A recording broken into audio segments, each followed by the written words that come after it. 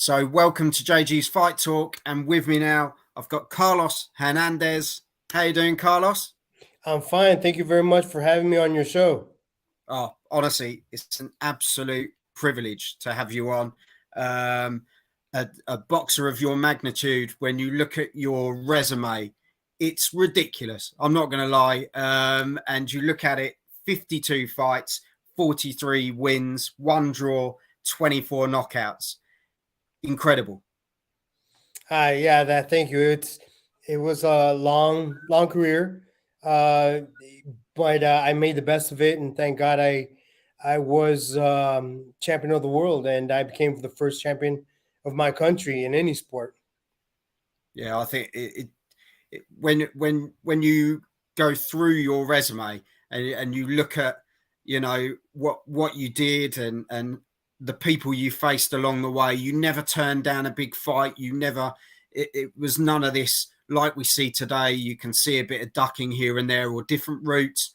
Back then you wanted to face the best, and you can honestly say you did that.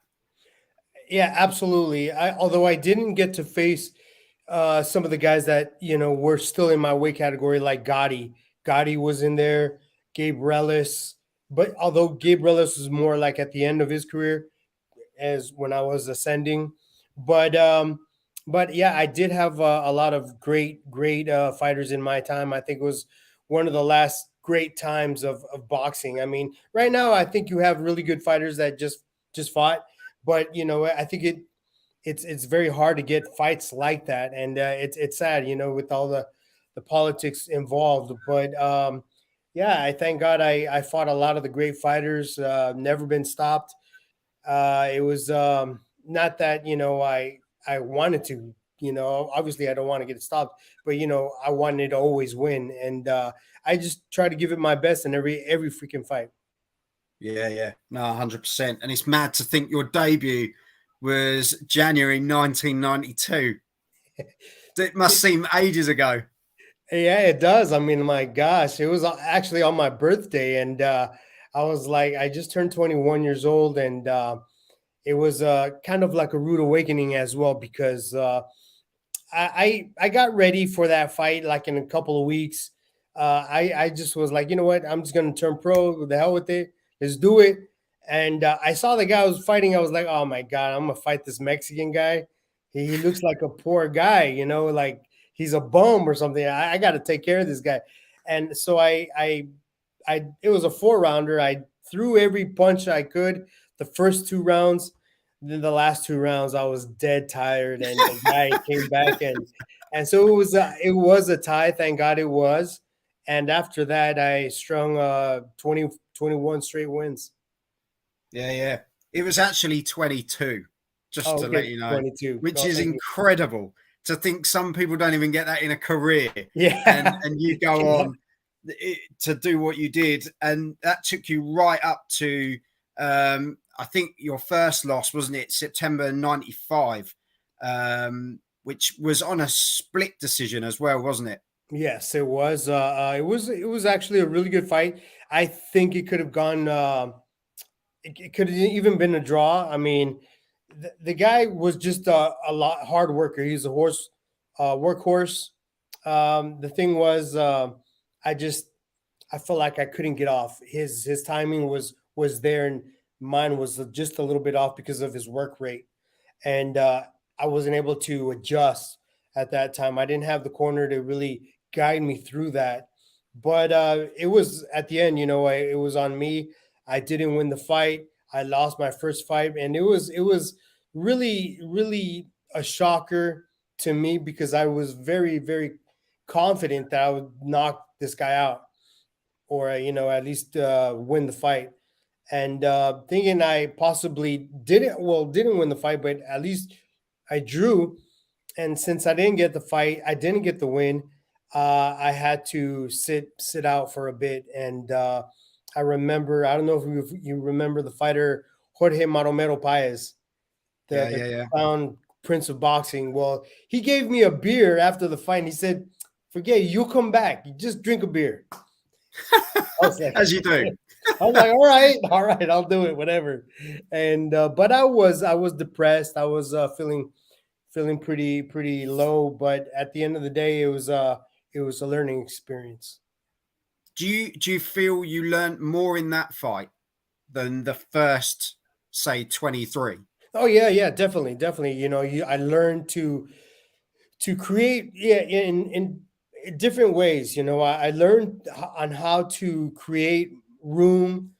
Uh, Usually I was the guy smothering, but this guy smothered me, and he was a 6 footer, 5'11" fighter, and I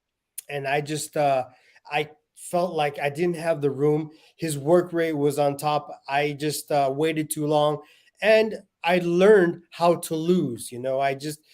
I learned that that was going to be the last time I was going to feel down on myself, and that's what happened. I mean, obviously, I felt bad all the other times, but I wasn't as bad because I know I gave it my best. I know I gave it my all. Win or lose, I was going to be happy.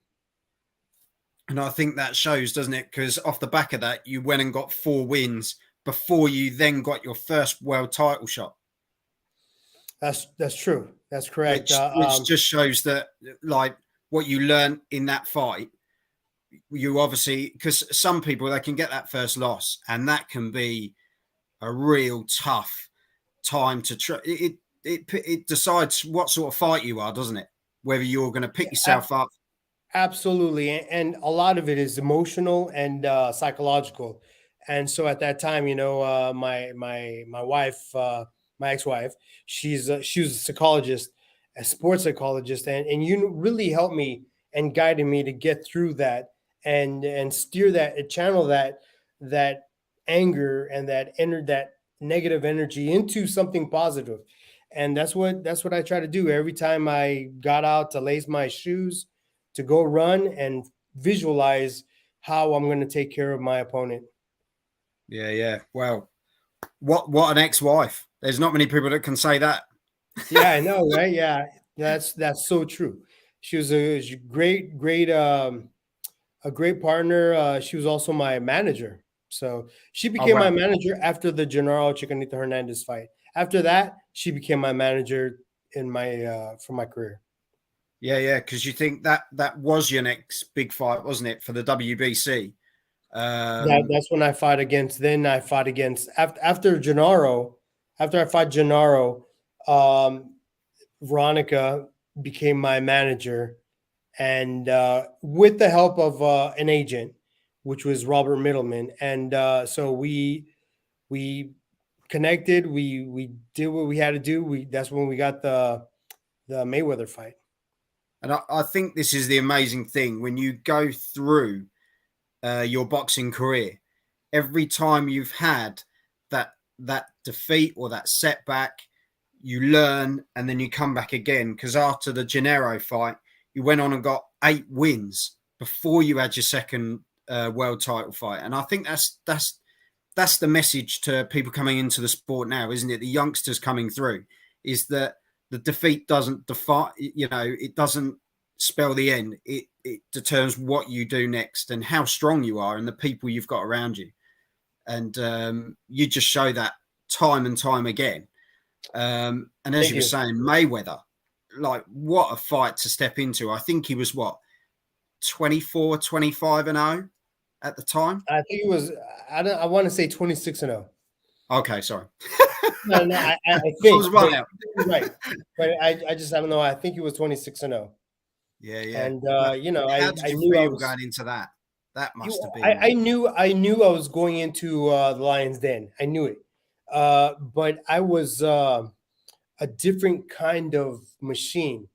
That's when my ex-wife, really got into my head and focused. I mean, I have the only official knockdown against him, so I mean that should This is what I'm say going to something. say. And it's, I take a lot of pride about on that, and a lot of people know me, instead of just being champion, like, he's the only guy that knocked down Mayweather, that officially knocked down Mayweather.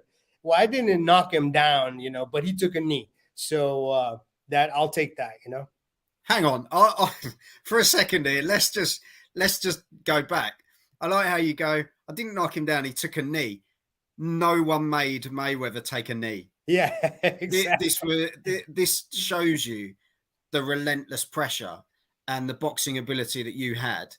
And I think for you to sort of go, well, he took a knee, that's a massive achievement, massive, against possibly one of the best boxers ever in some people's eyes. Yeah, yeah, definitely, definitely. At least in our era, he's definitely the best.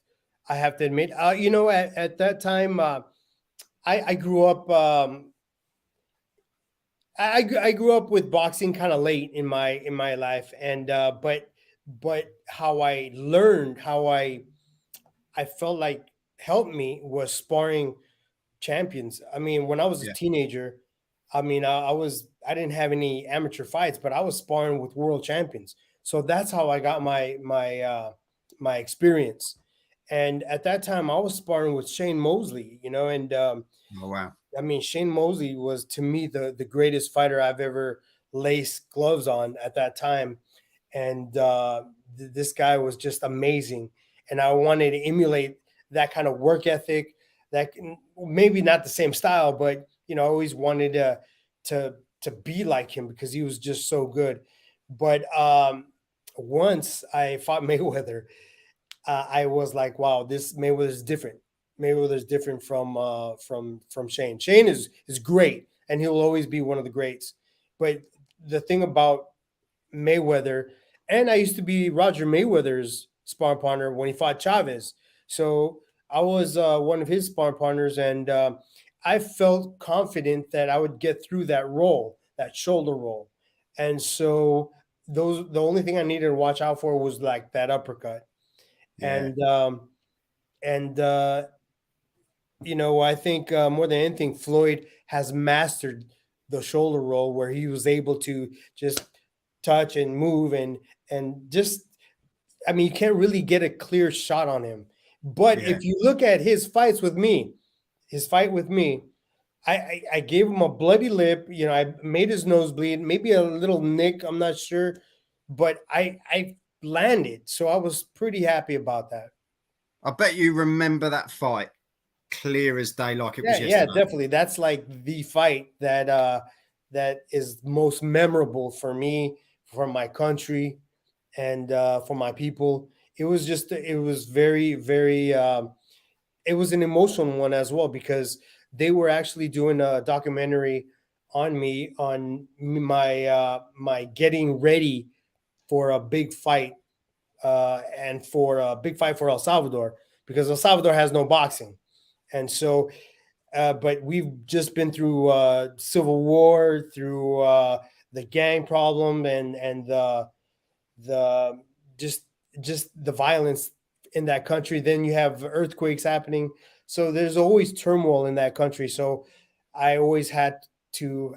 I always felt like I had that obligation to bring happiness to the kids and to my people instead of like just being depressed, being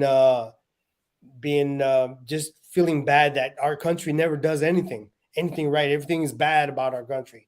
So it was that was kind of like a fire that I Yeah, had that helped me to train hard, to see it, to visualize it, and reach for it. And even though I didn't win against Mayweather, damn, it was a hell of a fight. I remember I have a picture where he's holding his belt so tight, and I'm holding my ex-wife, and that was very more important to me. And he was alone. He was yeah, alone yeah, holding his yeah, belt.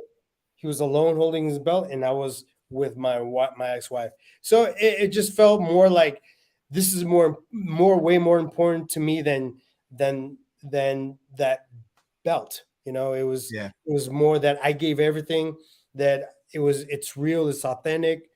And not saying that his was, it's just like he just looked like a lonely man. Yeah, yeah, and as you say, you are that glimmer of hope to a nation. That's the thing. It was in your hands, and win, lose or draw, the people saw they had a champion going into that ring to represent, and I think that speaks louder than holding a title at the end. That people can see that someone's got somewhere, and I think that's the big thing, isn't it? Yeah, definitely, definitely. It's people remember that fight, and most of my country think I won. So they're like, "Hey, they robbed you," and I don't argue. I just like, thank you. And so, Deep down, but you go, "Yeah, I but did," but yeah, I did exactly. I did lose the fight, but I felt like I lost with honor, and it was just going down. Going down, throwing bombs, and not letting him get the best of me, even though he won. But I felt like it was not a good win for him. yeah.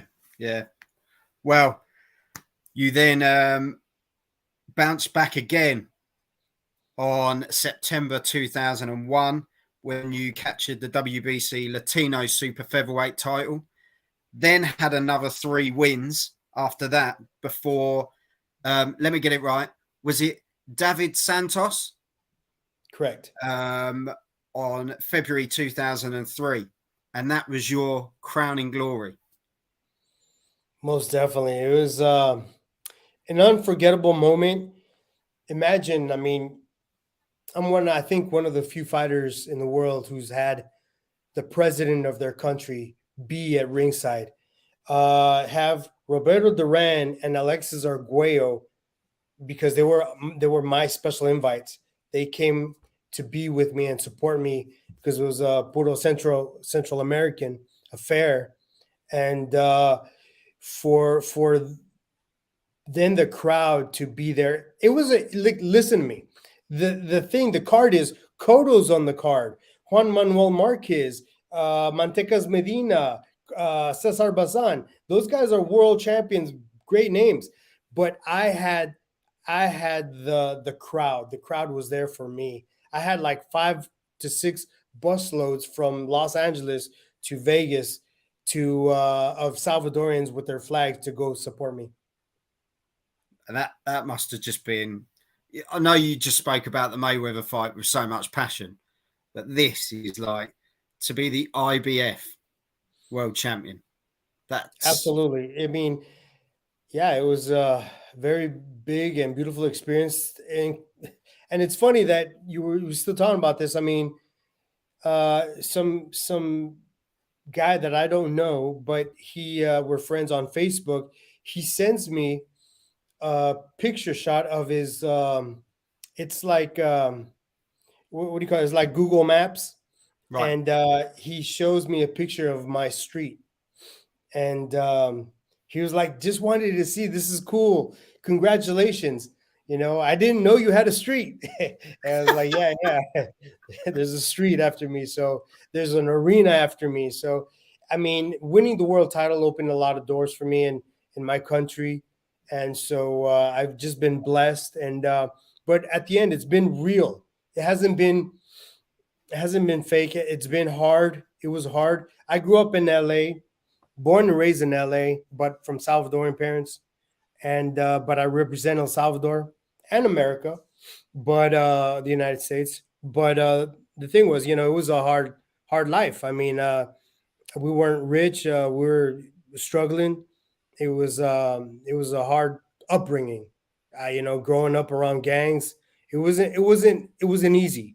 And so once I became champion, that was one of the goals, is become champion and show the kids, that there's somebody that did it Yeah. from El Salvador. So with the Salvadoran blood, and just bring him hope, bringing kids hope and dreams, because I was a dreamer as well. So those were some of the things that really touched me, and knew that was what was giving me that that ignited that flame, to Yeah. train hard, to not be denied of winning a world title for my country. Yeah. We're just incredible. You just went on from there. The win against Steve Forbes, and then to go in against a tough opponent in Eric Morales. It just incredible that you then went for the WBC, wasn't it, as well as your IBF being on the line as well. Yes. You just never, if you look at someone's career, you can generally say you never gave up, and you just kept going. And I think that's where people look to someone like you. You always talk about your people in your country, and I think it goes wider than that.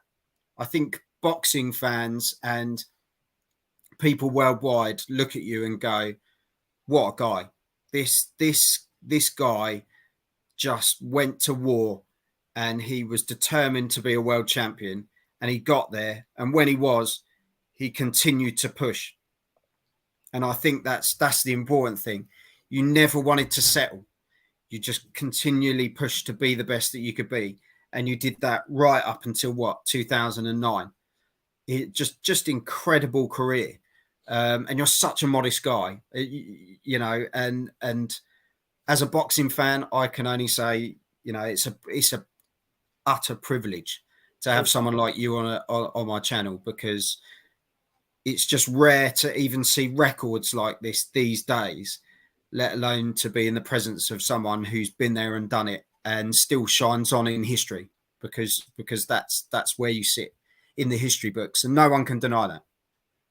Yes, that's I appreciate your words, and yeah, no, it's like I said, it was a hard life, but I had dreams, and more than anything, it was just that motivation of being a hero for the kids, man, for the kids of El Salvador, for my children in the future, Yeah, and because I didn't have kids yet until 2003 when I won the world title that year. Yeah, I became a father, and so that was a lot of just a lot of motivation that pushed me because I mean I wasn't going to get. Thank God I didn't get knocked out or hurt or seriously hurt. I did lose, but it was I think with honor. yeah, with dignity, 100%. Correct. Yeah. Thank you. Well, honestly,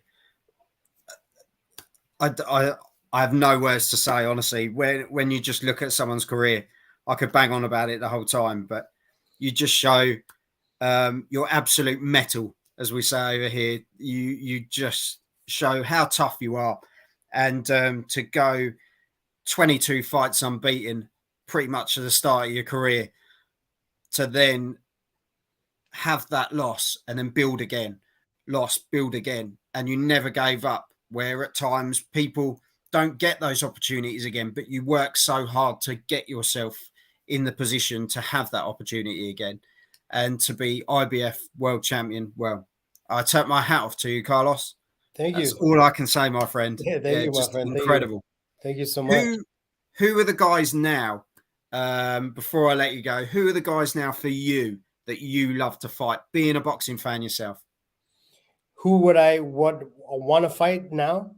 yeah. If there's who do you like out there at the moment, and is there anyone in particular that you would have thought I'd love to have had a fight with them? Well, one of the guys who I think I would like to have had a fight with him is like Isaac Cruz, Pitbull Cruz. I think that guy would be tailor made for me. Another guy that I never got the chance though. From back then would probably be Manny Pacquiao. That guy, I Oh know. I yeah, mean, the guy's great, but I wish I would because we used to train together. We used to train together, and they never wanted to spar me because they thought I was too big. When he was 126-pound champion and I was 130-pound champion, I was like, and for him to move up so big and destroy Margarito, I was just amazed. But the guys like, if I had the chance to fight a guy of today, yeah, it would probably be Isaac Cruz. Ryan Garcia to me yeah, is no. Let me tell you about Ryan. I think that guy's a hell of a fighter, except he hasn't been taught to be tight to block those yeah, shots that he got hurt with Javante Davis with. I think Gervonta Davis to me is one of my favorite fighters of today. That guy is just a monster. It's just unfortunate he has a turmoil lifestyle. You Yeah. know, it's crazy how he lives. He just got arrested. I hear a couple last week or something like that. Yeah, I So think it's recently, wasn't it?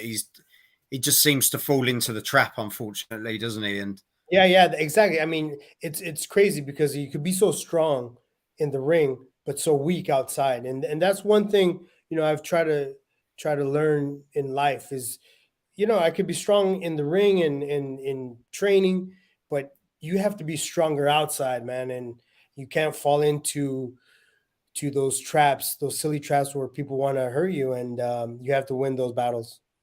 yeah, definitely. Well, Carlos, thank you so much for coming on. I appreciate it, buddy. Thank you so much for your And time, and it was a pleasure speaking with you. yeah, stay in touch, and hopefully, we get to see you over here again soon. Pop Yeah, over. definitely. Yeah. My brother was just over there a couple months ago, so I'm like, my God, maybe next year, maybe I'll go by next year, man, because I do love England, but but I went, as a fan, of England, going to the sites and all that. Yeah, But I want to go to the gym. I want to go to a boxing gym. I want to go to the countryside. I want to go to Liverpool. I want to go to Manchester. I want to do those things. I want to go to Birmingham, where the Peaky Blinders are from. they are still like that there, so I'll just let you know. But no, honestly, you are welcome anytime. As I say, Carlos, thank you so much for coming on. Thank you. Stay in touch, and I will. we'll definitely have a catch up soon. Sounds good, man. Thank you so much. Take care. God bless. God bless. Bye bye. Thank you. Carlos Hernandez, what a guy. What a champion. 52 fights, 43 wins, 1 draw, 24 knockouts. Superb. Look up his record. Unbelievable guy. The first man to drop Mayweather. He took a knee, but I'm taking that. Incredible. Give him a look. You probably know who he is already, but check out his fights on YouTube and all the rest of it. But you've been watching JG's Fight Talk. Yeah, buzzing. Have some of this.